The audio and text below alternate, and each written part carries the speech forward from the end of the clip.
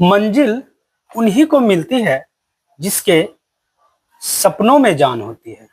मंजिल उन्हीं को मिलती है जिसके सपनों में जान होती है। पंखों से कुछ नहीं होता, हौसलों से उड़ान होती है।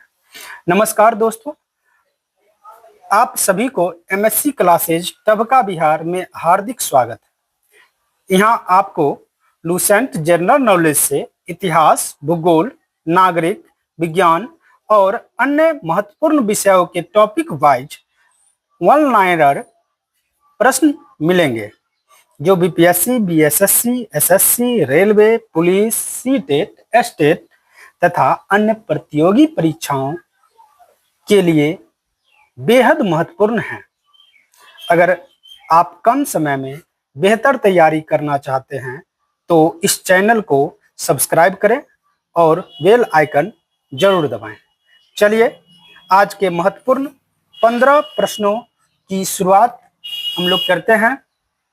क्वेश्चन नंबर 1 हमारा हो जाएगा, उत्तर में हिमालय से लेकर दक्षिण में कन्याकुमारी तक फैले इस उपमहाद्वीप को क्या कहा जाता है। क्वेश्चन फिर से समझिए, उत्तर में हिमालय से लेकर दक्षिण में कन्याकुमारी तक फैले इस उपमहाद्वीप को क्या कहा जाता है। क्वेश्चन फिर से समझे, उत्तर में हिमालय से लेकर दक्षिण में कन्याकुमारी तक फैले इस उपमहाद्वीप को क्या कहा जाता है। आंसर भारतवर्ष। क्या होगा? भारतवर्ष। उत्तर में हिमालय से लेकर दक्षिण में कन्याकुमारी तक फैले इस महाद्वीप को क्या कहा जाता है? भारतवर्ष कहा जाता है। इसके 2 नंबर क्वेश्चन को हम देखेंगे। कहता है, भारत का उल्लेख महाकाव्य और पुराणों में किस नाम से है। भारत का उल्लेख महाकाव्य और पुराणों में किस नाम से है? भारतवर्ष से। इसके 3 नंबर क्वेश्चन को हम लोग देखेंगे।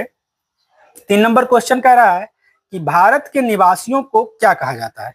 3 नंबर क्वेश्चन कह रहा है कि भारत के निवासियों को क्या कहा जाता है। आंसर होगा भारतीय। भारत के निवासियों को क्या कहा जाता है? भारतीय कहा जाता है या भारत का संतान। इसके 4 नंबर क्वेश्चन को देखेंगे। कहता इस देश का नाम भारत किसके नाम पर पड़ा। इस देश का नाम भारत किसके नाम पर पड़ा? भरत नाम के कबीले पर। भरत नाम के कबीले पर। इस देश का नाम भारत किसके नाम पर पड़ा? भरत नाम के कबीले पर। अगला क्वेश्चन 5 नंबर क्वेश्चन हो जाएगा, भारत का प्राचीन नाम क्या है। भारत का प्राचीन नाम क्या है? आर्यावर्त और जम्बूद्वीप। आर्यावर्त और जम्बूद्वीप। अगला क्वेश्चन हो जाएगा 6 नंबर, क्वेश्चन नंबर 6, प्राचीन ईरानी इस देश को किस नदी के नाम से जोड़ते थे। प्राचीन ईरानी इस देश को किस नदी के नाम से जोड़ते थे? सिंधु। प्राचीन ईरानी इस देश को किस नदी के नाम से जोड़ते थे? सिंधु। आगे क्वेश्चन हो जाएगा, ईरानी इस देश को सिंधु ना कहकर क्या कहते थे? हिंदू। ईरानी इस देश को सिंधु ना कह करके क्या कहते थे? हिंदू। 8 नंबर क्वेश्चन हो जाएगा, यूनानी इस देश को क्या कहते थे? इंडे। यूनानी इस देश को क्या कहते थे? इंडे। यूनानी इस देश को क्या कहते थे? इंडे। क्वेश्चन नंबर 9, अरबवासी इस देश को किस नाम से पुकारते थे? हिंद। अरबवासी इस देश को किस नाम से पुकारते थे? हिंद। अरबवासी इस देश को किस नाम से पुकारते थे? हिंद।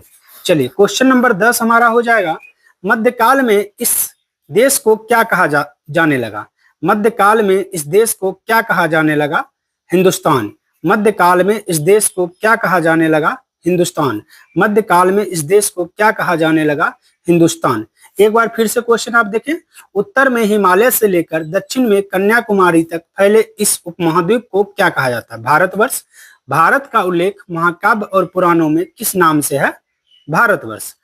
भारत के निवासियों को क्या कहा जाता है? भारतीय। इस देश का नाम भारत किसके नाम पर पड़ा? भरत नाम के कबीले पर। भारत का प्राचीन नाम क्या है? आर्यावर्त और जम्बूद्वीप। प्राचीन ईरानी इस देश को किस नदी के नाम से जोड़ते थे? सिंधु। ईरानी इस देश को सिंधु ना कहकर क्या कहते थे? हिंदू। यूनानी इस देश को क्या कहते थे? इंडे। ये ईरानी है, ये यूनानी है। अरबवासी इस देश को किस नाम से पुकारते थे? हिंद। मध्यकाल में इस देश को क्या कहा जाने लगा? हिंदुस्तान। चलिए क्वेश्चन नंबर हम 11 को देखते हैं। क्वेश्चन नंबर 11 है कि अंग्रेज भारत को किस नाम से जानते थे? इंडिया। अंग्रेज भारत को किस नाम से जानते थे? इंडिया। अंग्रेज भारत को किस नाम से जानते थे? इंडिया। क्वेश्चन नंबर 12 हमारा हो जाएगा, इस देश को उत्तर और दक्षिण दो भागों में कौन सी पर्वत बांटती है? इस देश को उत्तर और दक्षिण दो भागों में कौन सी पर्वत बांटती है? विंध्य की पर्वत। इस देश को उत्तर और दक्षिण दो भागों में कौन सी पर्वत बांटती है? विंध्य की पर्वत। अगली क्वेश्चन हो जाएगा, भारतीय इतिहास को अध्ययन की सुविधा के लिए कितने भागों में बांटा गया है? 3। भारतीय इतिहास को अध्ययन की सुविधा के लिए कितने भागों में बांटा गया है? 3। अगला क्वेश्चन 14 नंबर, 3 भाग कौन कौन है? प्राचीन भारत, मध्यकालीन भारत और आधुनिक भारत। 3 भाग कौन कौन है? प्राचीन भारत, मध्यकालीन भारत और आधुनिक भारत।